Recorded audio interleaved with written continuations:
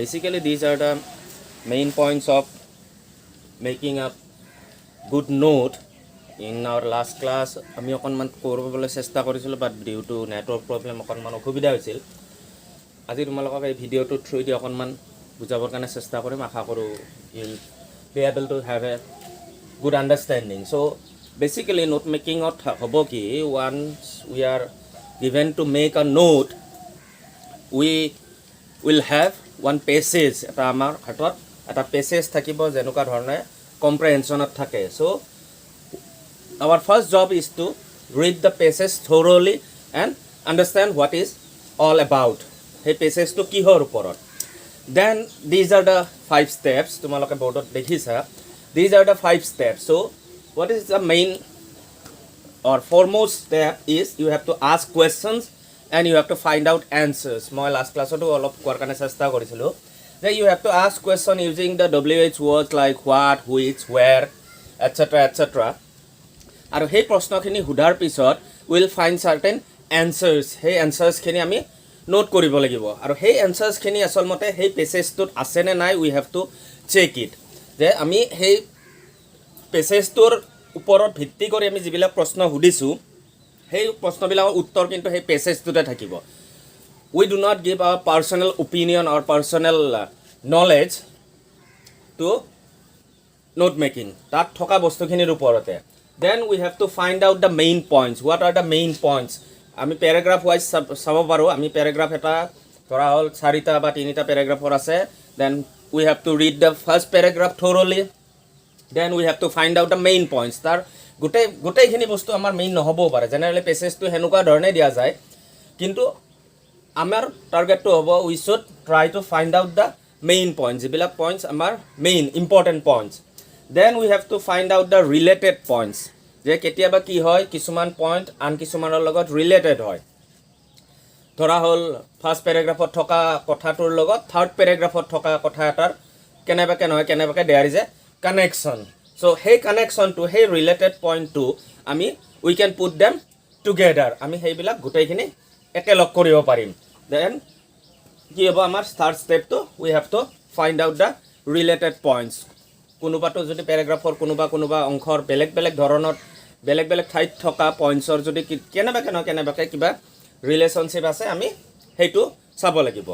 After the third step we have to check the fact আৰু মই আগতেও কৈ আহিছোঁ যে generally when we are given the task of note making we generally find passages which contain lots and lots of fact or information. তাত emotional কথাটো খুব কম থাকে কেতিয়াবা দুই এটা ঠাইত থাকিব পাৰে বাট বেচিকেলি ইম'চনেল ষ্টেণ্ডাৰ্ডটো কম. It is all because fact and information. So' we have to check the fact যে আমাৰ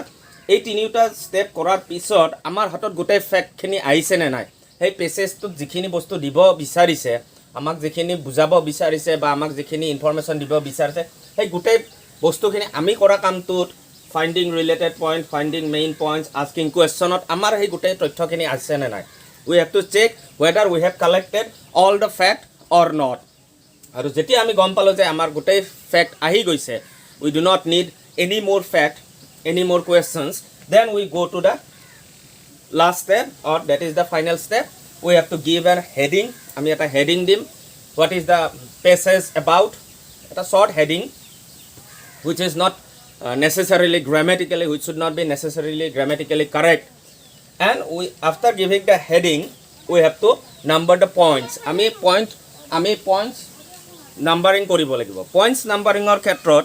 তোমালোকৰ তাতে এক্সাম্পল দিয়া আছে যে points numbering ৰ ক্ষেত্ৰত আমি এটা বস্তু চাব লাগিব যে আমি যিখিনি points আমি দিলোঁ বা যিখিনি points আমি পালোঁ যিখিনি ফেক্ট পালোঁ সেই ফেক্টখিনি আমি যেহেতু নাম্বাৰিং কৰিব লাগিব নাম্বাৰিং কৰিব লগা হ'লে আমি সেই নাম্বাৰিংটো কেনেকুৱা ধৰণে কৰিম. ছাপ'জ ধৰা হ'ল যে আমি নাম্বাৰিং তোমালোকক এক্সাম্পলত দিয়া আছে তোমালোকে বুকখন চালেও গম পাবা স্পষ্টকৈ আমাৰ ধৰা হ'ল আমি যিটো মেইন পইণ্ট ছাপ'জ এইটো number 1 is our main point কেনেবাকৈ এই পইণ্টটোত ধৰা হ'ল আমি কিবা অলপ লিখিলোঁ লিখাৰ পিছত এই পইণ্টটোৰ আৰু এটা সাব সেকশন আছে সেই সাব সেকশনটো we can mark it Roman 1 Roman 2 or maybe Roman 3 ধৰা হ'ল এই হেডিংটোৰ আন্ডাৰত এই মেইন পইণ্টটোৰ আন্ডাৰত এইকেইটা সাবসেকশন আছে তাৰ মানে এই সেকশন কেইটা এইটো পইণ্টৰ এটা it is part of them these 3 points are part of the main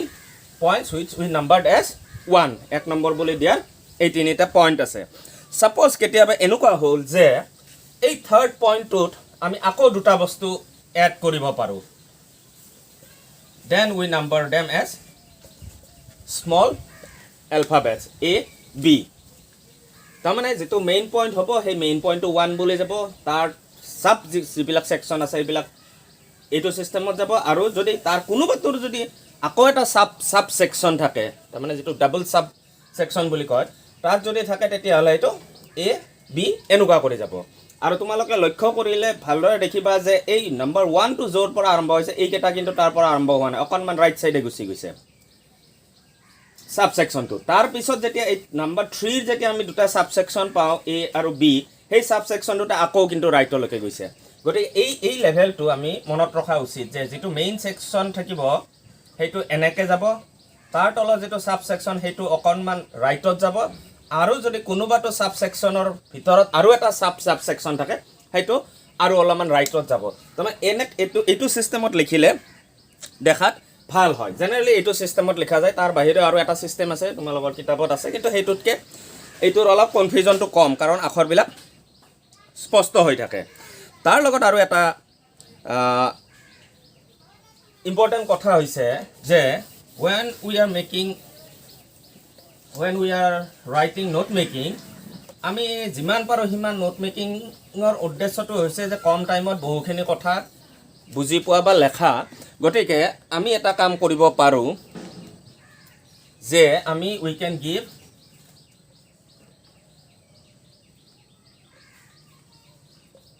can give abbreviations means short form abbreviation মানে হৈছে short form যে যিকোনো ওয়ার্ড এটা আমি শর্ট কৰিব পাৰো সাপোজ এনেকুৱা হ'ল যে কৰবাত ধৰা এইটো শব্দ লিখিব লগা হ'ল কৰবাত ধৰা এইটো প্ৰিপজিশন বুলি লিখিব লগা হ'ল ওয়াৰ্ডটো গতিকে আমি ইয়াৰ ঠাইত প্ৰিপজিশন নেলেখি আমি প্ৰেপ লিখিব পাৰো যে প্ৰেপটোৱে কি বুজাইছে আমাৰ ইয়াতে প্ৰেপটোৱে প্ৰিপজিশনৰ শৰ্ট ফৰ্মটো বুজাইছে ঠিক তেনে ধৰণে আমি কেতিয়াবা ধৰা হ'ল যে decomposition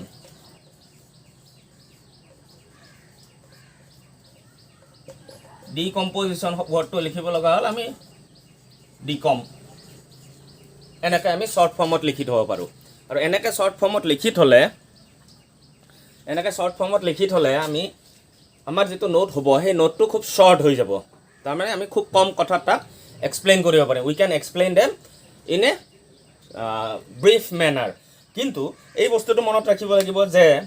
when the note making is over আমাৰ যেতিয়া নোট মেকিংটো হৈ গ'ল then we should indicate যে ইয়াতে যিবিলাক আমি শর্ট ফর্ম বা এব্ৰিভিয়েচন ইউজ কৰিছো সেইবিলাকৰ অৰ্থটো কি একদম নোট মেকিংৰ শেষত কিন্তু সেই বস্তুটো দিব লাগিব যে আমি যে এব্ৰিভিয়েচন ইউজ কৰিছো প্ৰেপ বুলি যে আমি প্ৰিপজিশন বুজাইছো ডিকম মানে যে আমি ডিকম্পোজিশন বুজাইছো সেই বস্তুটো নোট মেকিংৰ একদম শেষত দিব লাগিব গতিকে this is all about making note